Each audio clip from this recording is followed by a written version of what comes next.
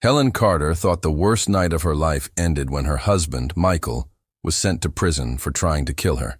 But 15 years later, she discovered he wasn't dead like she'd been told. He was living next door. For nearly 2 decades, Helen Carter lived a quiet, carefully structured life in the sleepy town of Maple Ridge. It was the kind of place where nothing much ever happened. Neighbors waved from across their driveways, and the biggest commotion was the occasional lost dog or faulty street lamp. Helen blended in perfectly. She was the kind of woman who paid her taxes early, returned library books on time, and kept her front yard trimmed just so. But behind her composed smile and gentle demeanor lay a history few in the town fully understood. Helen had once been married to a man named Michael Carter. Their life together, from the outside, had seemed ordinary. 2 high school sweethearts who bought a modest house, never had children, and kept mostly to themselves. But that illusion shattered one frigid January night in 2005 when Helen barely escaped their burning home with second-degree burns and smoke inhalation. The fire was no accident. Investigators found multiple ignition points, traces of gasoline, and a carefully placed rag soaked in accelerant. Helen told police she had woken up coughing, flames licking the doorway, and saw Michael standing silently in the hallway before he disappeared into the night. He was caught 2 days later, miles from town, with burn marks on his arms and an empty gas can in the back of his truck. The trial moved quickly. He was charged with arson and attempted murder. His motive, according to prosecutors, was money, an insurance policy he had secretly increased weeks before the fire. Helen sat silently in the courtroom as evidence was presented. She never testified. Her doctors had advised against it, saying the trauma had triggered memory loss. But the jury didn't need her words. The forensic evidence was overwhelming. Michael was sentenced to life in prison without the possibility of parole.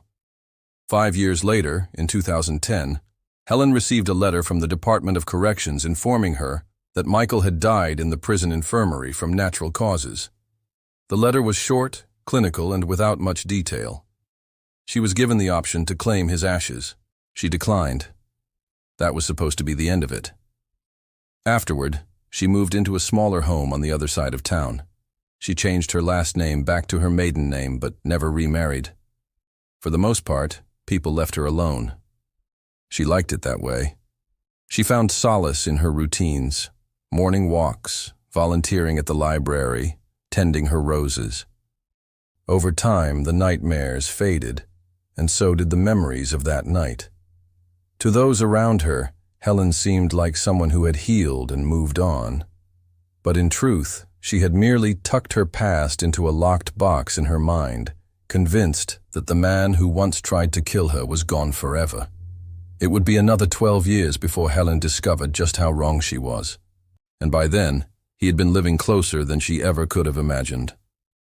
In the spring of 2022, a for sale sign went up on the house next to Helen's. It had been vacant for years, slowly decaying behind a wall of ivy and chipped paint. The owner had passed away, and no one had shown interest until that April, when a white moving van appeared overnight and a man began unloading boxes alone. Helen watched from her kitchen window as he carried in furniture piece by piece, never asking for help, never speaking to anyone. The neighbors didn't know much about him. He introduced himself only as Jack Morton, a retired contractor from out of state. He looked to be in his early 60s, with a lean frame and salt and pepper hair kept under a faded baseball cap. He wore long sleeves even in the heat and dark sunglasses regardless of the weather. Helen met him briefly one morning while checking her mailbox.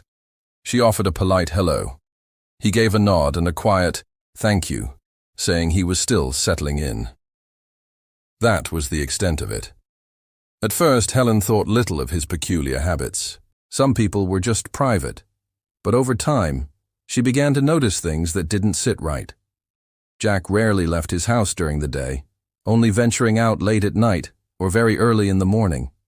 His blinds remained drawn at all hours. Delivery trucks came by more often than usual, always leaving unmarked packages at the door. He didn't interact with any of the other neighbors, and no one had ever seen a friend or relative visit. His property was always clean, yet it looked untouched, like a carefully arranged stage no one truly lived in. What unsettled Helen most were the eyes. On the few occasions she caught a clear glimpse of his face, something about his eyes made her uneasy. There was a familiarity in them she couldn't place, a heaviness that lingered long after he looked away. She tried to dismiss the feeling, telling herself it was just her imagination, shadows of old trauma resurfacing. Still, she began to avoid him, crossing the street when she saw him outside and drawing her curtains a little earlier each evening.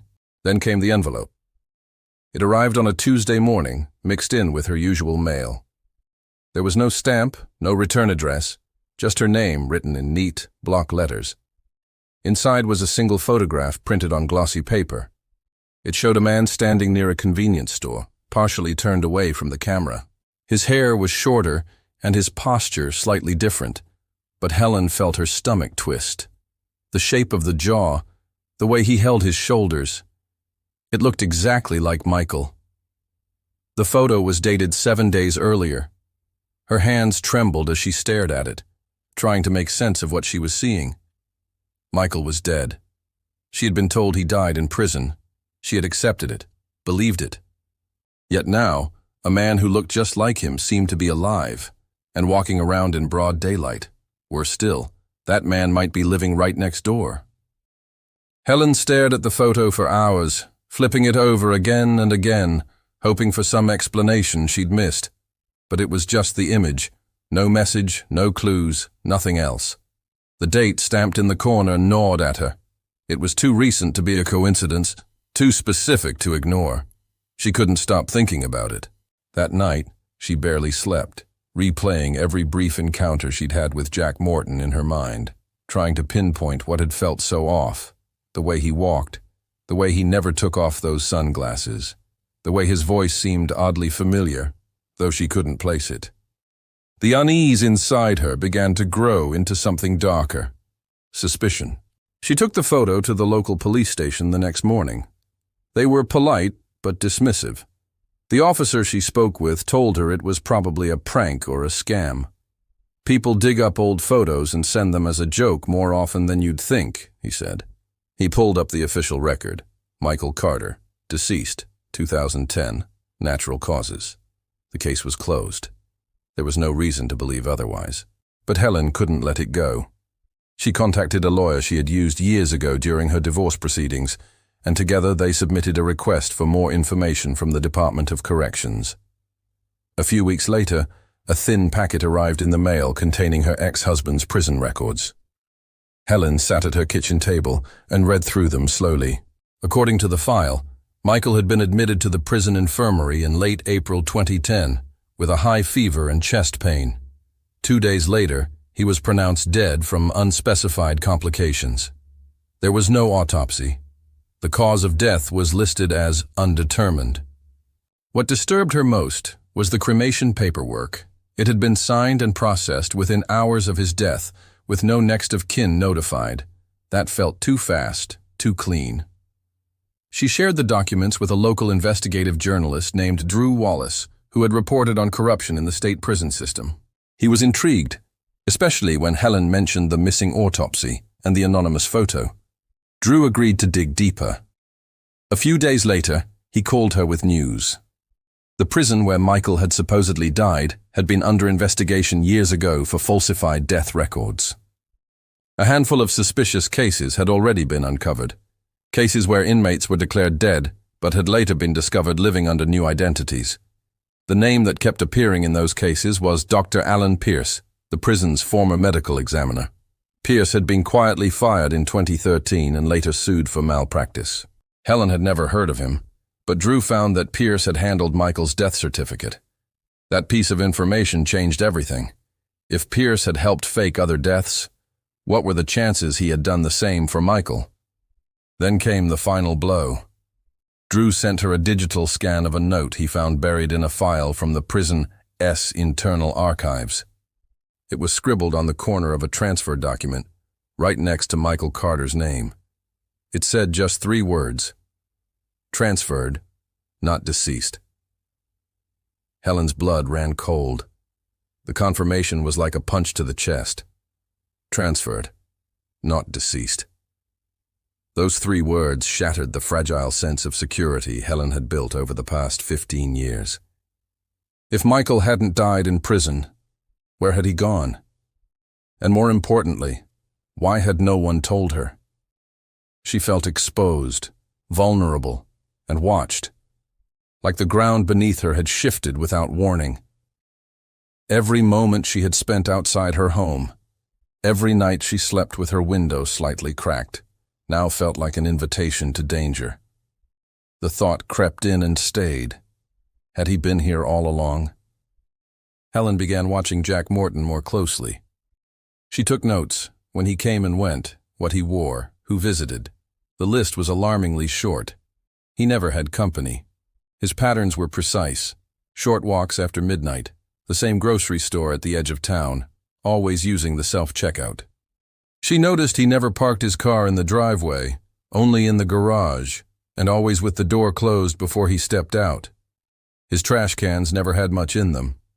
There were no delivery boxes left outside, and no packages ever stayed on the porch more than an hour. It was as if he was trying to erase any trace of himself. Determined to know more, Helen hired a private investigator named Laura Brenner, someone discreet and experienced in identity fraud cases. Laura ran the name Jack Morton through every public database available. It didn't take long to raise a red flag. The driver's license registered to that name was clean, but oddly so, issued less than 3 years ago with no previous address, no employment history, no tax records, no digital footprint before 2020. It was as if Jack Morton had appeared out of nowhere. Laura took a covert photo of him during one of his midnight walks and ran it through facial recognition software. The results came back 2 days later. Helen received the call while sitting alone in her living room, her heart pounding so loudly she could barely hear the words. It was a match. Michael Carter. The same eyes, same bone structure.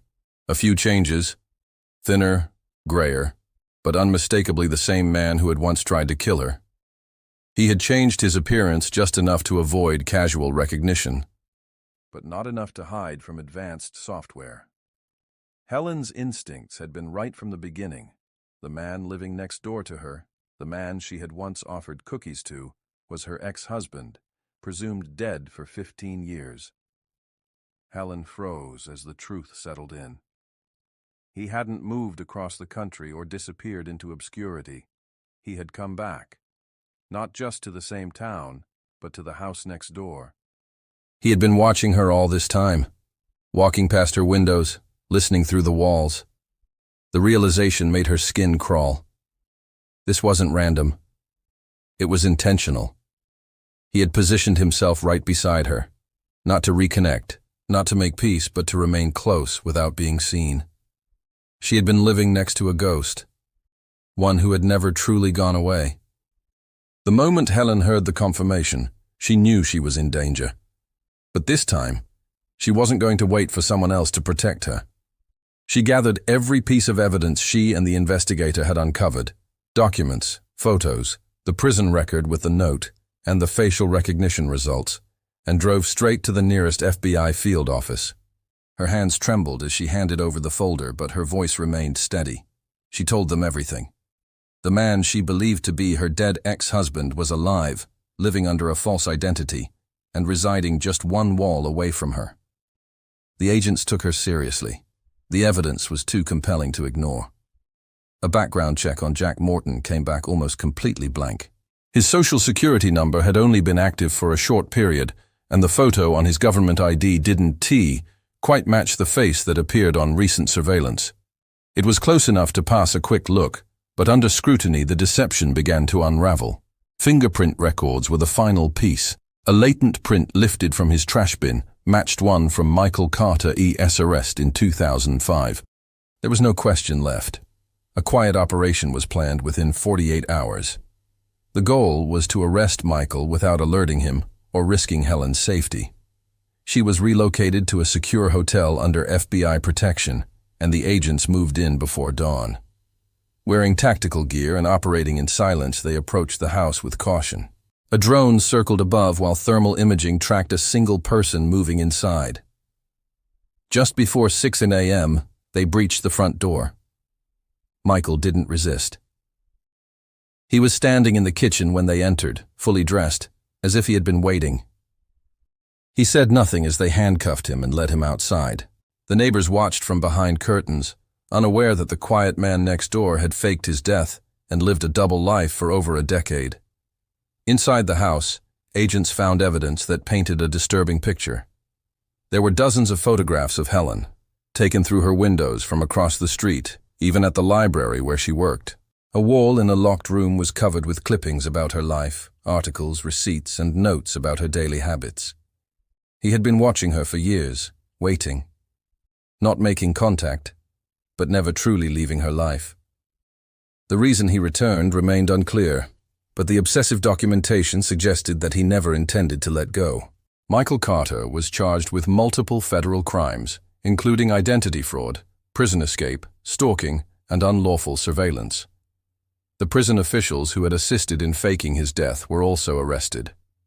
Dr. Alan Pierce, the medical examiner who signed the false death certificate, had been living under his own alias and was located in Arizona, where he was taken into custody without incident. Helen never returned to her home. She sold the property within months and relocated out of state under a new name. She left no forwarding address, no interviews, no public statements, only silence. But the story of how she unknowingly lived next door to the man who tried to kill her, and who she believed had died long ago, would remain one of the most chilling true crime tales ever told.